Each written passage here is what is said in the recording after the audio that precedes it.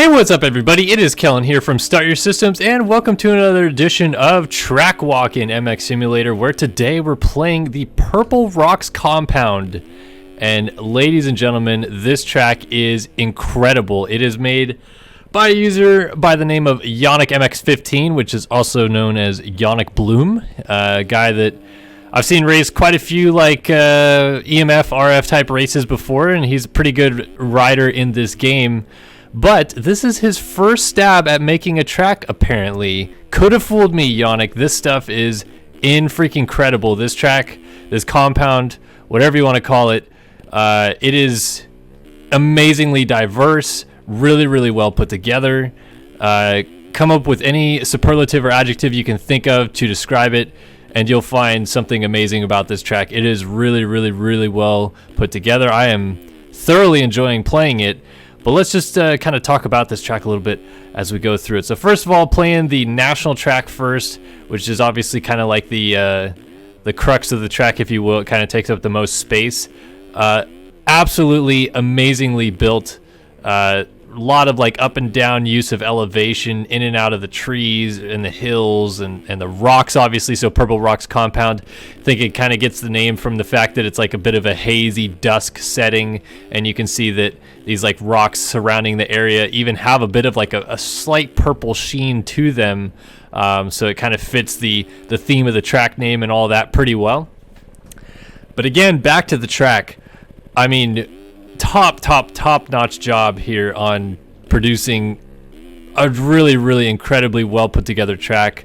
So many different options, so many different ruts. One thing that's a little tough about this track is it goes in and out of the shadows so much that sometimes it's a little bit confusing, or not confusing, that's the wrong word, but I guess a little strange to kind of connect your lines really smoothly. Once you play the track enough, I feel like you'll get that part of it down. But at least for now, my noobish abilities playing this game after way too much MX bikes lately, I really am having a tough time with the shadows. So that's one part that for me is a little bit tough. But other than that, just aesthetically a gorgeous looking track. But I just I love how well he did with making this track feel so naturally sewn together, if you will, sand sections and trees and big jumps and elevation changes and everything like that. It just all feels like it fits. After the first lap, you'll kind of be like, how big is this jump? How big is that jump? And then once you really figure it out, it is incredible. The flow of the track, the feel of it all, the lines that you can kind of connect from corner to corner. Awesome feeling, which is why I felt like I needed to do it for a track walk. I know that there's other track walks that are waiting in the wings for me to do. This track came out about a week ago now, I think, and I couldn't let this one slide down any further before I got to playing it because it's just that good, folks. It is so good. It's such a fun track to play. I'm probably not making it look that awesome just because I'm not riding all that well on it. But man, just the 40 minutes I played, I got lost almost playing this for 40 minutes before I started recording a video. Usually I'll download a track, try it out for 15 to 20 minutes just so I can get kind of the lay of the land of it. But I almost got mesmerized by how good this track is. So I played it for 40 minutes before I even hit the record button, just getting after it. But that's just I guess a testament to how fun this track is. So many fun aspects of it. Big jumps, which people always love to throw big whips on, of course. Grabbed a little too much rear brake on that one and caused the stall of momentum. But then really tight, narrow sections, little floater step-ups, technical kind of roller downhill sections.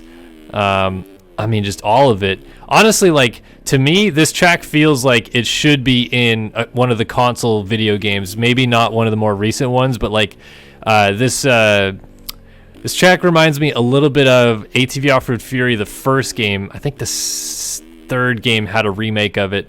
I think it was a track called Red Rock Canyon. So obviously this one's called Purple Rock Compound. But that one is the same thing. It's just this such a good track flow wise of up and down and all around, and using the elevation changes in a positive manner, and the actual terrain designs and everything like that were amazing. Just such a fun track to play back then, and I feel like it almost comes back to life here with this one. So yeah, just top-notch job here, trying to make this national track look reasonably playable. Oh, yeah, that's gonna happen. Just look at the detail around this area though. So like you have all these little like half cut down trees, like stumps and stuff like that. Then he decided to put a little train track that kind of runs through the mountain here. So this is part of it. As you go up alongside of the hill over here, you'll see as we go over the step up, there's more of it to the left. It kind of goes through the hill. You can't actually go through the hill because he actually built those hills up and then just put the train tracks down next to it. And then the train tracks run through here. You go over the train tracks, then it goes back under the hill in the middle of the track. I can't remember. Does it come out of the other side, or is that where it disappears fully? Yeah, that looks like where it disappears fully. But how about that? Like that's such a cool concept to think about, and then build out a 3D model that fits to that exact layout like that, to lay out the train tracks, to lay out the tunnels.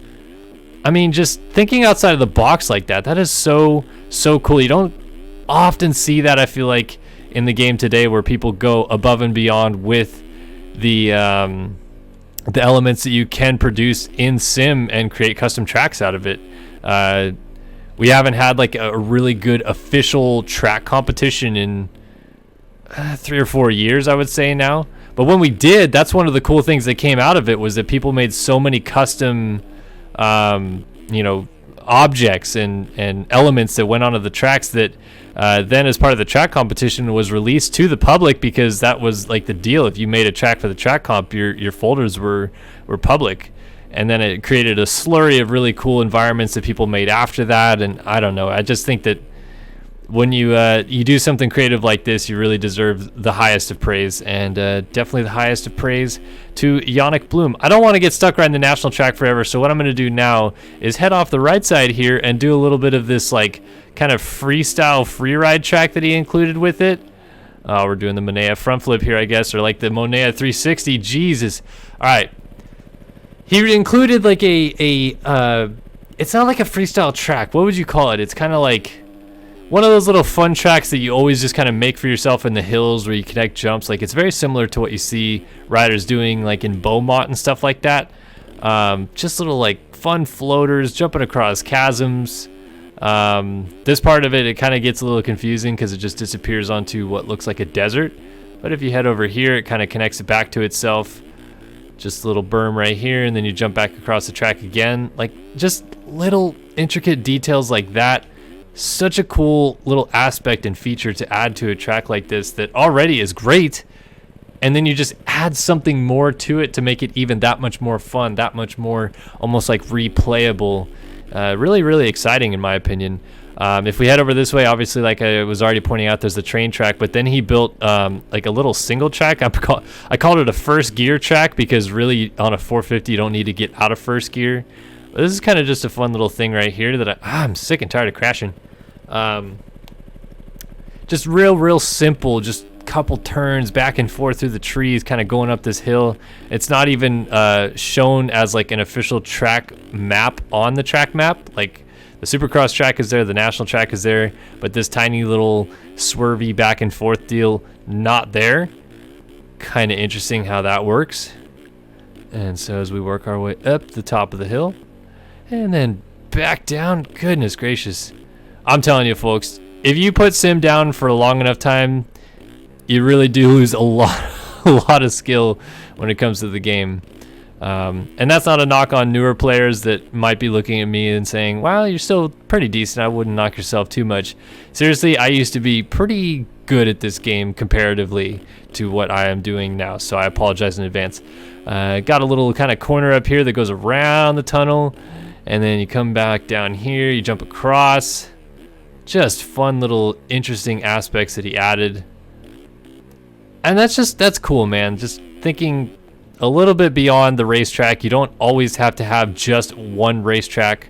Even if you do just release just a track and not call it a compound or a Supercross track or whatever, you can have other things like this on there that make it like fun and unique to like go and find stuff like this. Like I remember one year, I think it made it into the final release. Barrington, when he was building Glen Helen, 2015, I want to say, put a huge booter in the back on the REM track. And again, I think he left it in the final release, but I just remember beta testing the track one day because I don't believe I raced that series. If I did, whatever, I was beta testing Get Good. But just like a fun floater double that, I mean, me and Barrington and Awood, we would just absolutely throw huge whips on for like hours. It just totally took away from the beta testing part of it. It was so fun. And that part of it is just so cool when people add stuff like that to tracks like this. All right, here's a Supercross track. Pretty small. Like it's almost like an extended arena cross track almost. Reminds me a lot of some of Jay Andrews' Australian Supercross tracks that he used to make, where it's like has kind of a unique design. In this case, it's just like a very long 4-lane track with this little kind of downhill / uphill section in the back, and then you come back to this portion and you're right back into the main area. But then he uses elevation on the track, which is cool, just kind of jumping up the hill this way a bit. This is a little first corner complex, and you jump down this tabletop and hit a set of whoops.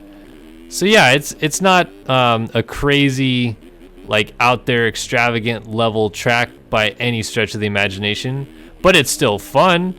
And it's cool that he decided to add a Supercross track to this compound when, again, like the other stuff that I've been talking about, he very easily could have just been, yeah, this national track is plenty good as a release. I'm just going to go ahead and release it. But in the forum post, I think he even says, like, started building this track in 2018, and he just kept adding and adding and adding and adding and adding to it, which honestly, it made it, I think, better. Like, it just turned out so well to almost like perfect it before he released it. So that part of it's definitely cool, and something that I feel like if you're an aspiring track creator in sim or MX bikes or really any game that you can make a track in, and you want to make a really good compelling track, think about beta testing a lot. Think about perfecting your environments. You don't have to just lay down a track, throw a bunch of decals on it, and release it, which, to be honest, is what I tend to do quite often. You can take your time and build out something that is going to be unique like this one is, and when you release it, it is very positively received, as it has been on the forums all week. People have been loving this track. They've said so many good things about it. And I'm right there with them. I think that this track is absolutely fantastic. I think Jannik did a really good job building it, and I think all of you guys would actually quite enjoy playing it, which is why, as always, I'm doing it for a track walk video. So this is just a quick synopsis of the track. I didn't want to play it for too long. Just kind of wanted to drop in and give you guys a fun little thing that you could try out, play if you'd like. Or watch me terribly play it for 13 minutes here, and then head on your merry way and have a lovely day. So I appreciate you guys watching so much. Thanks again for stopping by.